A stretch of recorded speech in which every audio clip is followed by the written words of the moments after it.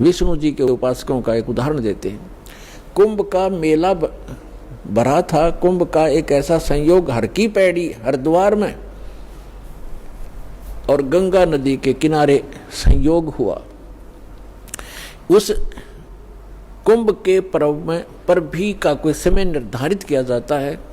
उस निर्धारित समय में स्नान करना होता है। वो 1 घंटे की या आध घंटे की ही होती है या 2 घंटे का समय होता है।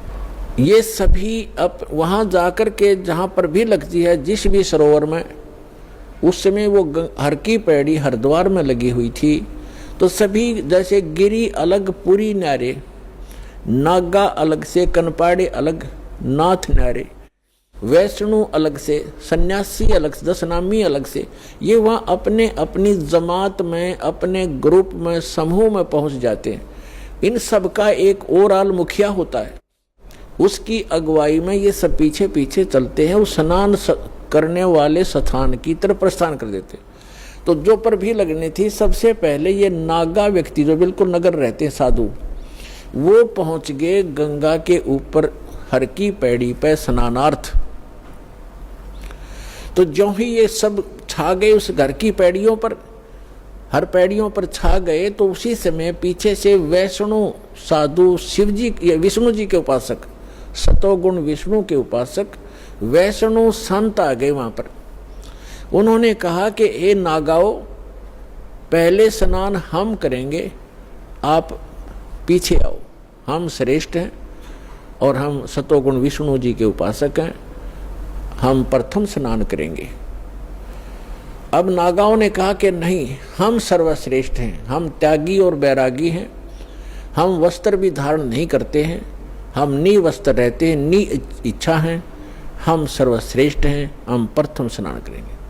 इस बात पर वैष्णव ने फिर दोबारा उनको व्यंग कर दिया और करड़ी ढंग से धमका दिया कि तुम काहे के श्रेष्ठ हो, तुम टट्टी के हाथ भी नहीं धोते, सड़ फड़ पशु की तरह नंगे फिरते हो, राख रपेटे रखते हो, काहे के श्रेष्ठ हो, तुम पीछे आओ, प्रथम हम स्नान करेंगे। इसी बात पर उन नागाओं, तमोगुण उपासक और वैष्णु साधु जो विष्णु जी सतोगुण उपासक और नागा शंकर भगवान के तमोगुण उपासक, इन दोनों का युद्ध हो गया।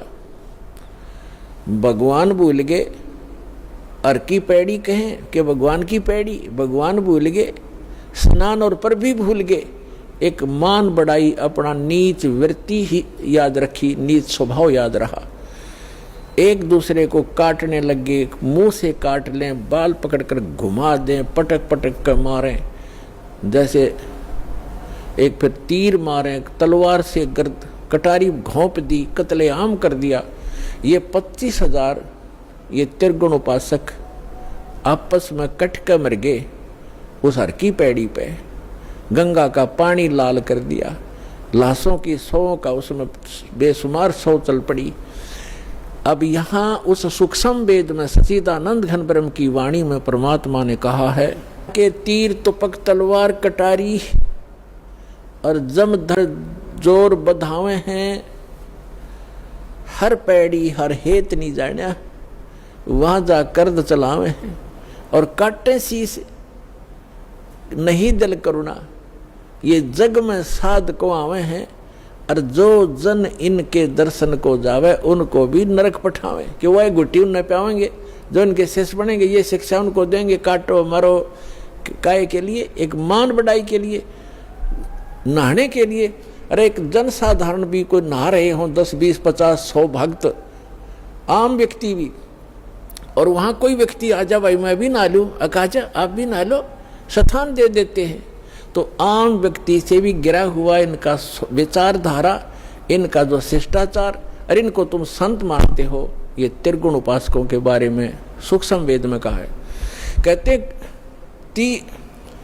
तीर तुपक तलवार कटारी और जमधर जोर बधावे हैं, हर पैड़ी हर हेत नहीं जाना। कहते हर की पैड़ी कहो, हर की पैड़ी कहो, भगवान का प्रेम नहीं समझा, भगवान की आत्माओं को काट रहे हो, हर पैड़ी हर हेत नहीं जाना, और वहां जा तेग चलावे हैं, तेग माने तलवार, और काटे शीश, कहते गर्दन काट रहे हैं, सिर काट रहे हैं। नहीं दल करुणा, इनके दिल में दया नहीं। और ये जग में साध कवावे हैं, इनको साधु कहते हो, संत कहते हो। और जो जन इनके दर्शन को जावे, जो व्यक्ति इनके मत्था टेकन जावे या इनको दान करने जाता है या इनका शिष्टो प्राप्त करता है, उनको भी नरक पठावे, उनको भी नरक भेज देते ये त्रिगुण उपासक। अब आइए श्रीमद् भगवद गीता अध्याय नंबर 7 के मंत्र नंबर 12 से लेकर 15 में। इसमें गीता ज्ञानदाता ये ब्रह्म है, सरपुरुष है, ये कहता है कि ये जिनका ज्ञान ये त्रिगुणमयी माया, रजगुण ब्रह्मा, सतगुण विष्णु, तमगुण शिव जी, ये क्या कहता है गीता ज्ञानदाता 7वें अध्याय के 12वें श्लोक में कि जो कुछ भी रजोगुण से हो रहा है, यानी रजोगुण से क्या होता है उत्पत्ति, और सतोगुण से स्थिति पालन, जो यहाँ हम एक दूसरे में मोह ममता से जकड़े बैठे हैं, और तमोगुण से संहार, कहते ये उत्पत्ति स्थिति और जो संहार जो कुछ भी इन तीनों गुणों से हो रहा है, रजगुण ब्रह्मा सतगुण विष्णु से, इसका निमित्त कारण मैं हूँ। ये मेरे लिए हो रहा है क्योंकि इस सरपुरुष ने 1 लाख मानव शरीरधारी प्राणियों का नित आहार करने का एक श्राप लगा हुआ है। उसके कारण आप जी को यहाँ रोका हुआ है। जैसे कसाई बकरे पालता है, उनको सब सुविधाएं भी देता है, तो भोले प्राणी वो बकरे समझते हैं हमारा मालिक बड़ा दयालु है, हमारे लिए कितनी सुविधाएं रखता है, चरागाह बना रखा है, तालाब बना रखा है, और साथ में ये शेड डाल रखा है। तो इन सुविधाओं को देखते हैं तो वो लगता है दयालु।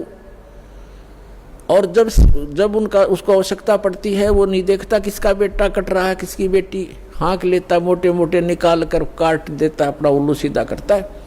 उस समय वो रोते हैं, भागते फिरते हैं, कर्राट मच जाता है, उनमें हाहाकार मच जाती है। तो उस समय भूल जाते हैं वो दयालु कहाँ गया, तुम्हारे बच्चों को निकाल ले गया, माँ को, किसी की बाप को, किसी के बेटे को। यही स्थिति परमात्मा कबीर जी ने बताई है कि तुम काल के लोक में रह रहे हो। इस कसाई ने 1 लाख मानव शरीरधारी प्राणी जीव डेली खाने हैं, और जिस कारण से आपको सब सुविधाएं जो प्राप्त हैं, इनको देखकर आप सोचते हो कि बड़ा दयालु भगवान है, सारी सुविधाएं दे रखी है। और उस समय कहाँ गई वो दयालुता, जब तुम्हारे बच्चे, परिवार का परिवार नाश हो जाता है, कोई प्यारे से प्यारा बेटा मर जाता है, कोई बेटी मर जाती है, माँ बाप मर जाते हैं। उस समय हमें वह बुद्धि हमारे अंदर नहीं थी, क्योंकि परमात्मा ने स्वयं आकर के वो ज्ञान दिया, तो अब हमारी बुद्धि का विकास हुआ और ये विश्वास हुआ कि सचमुच ये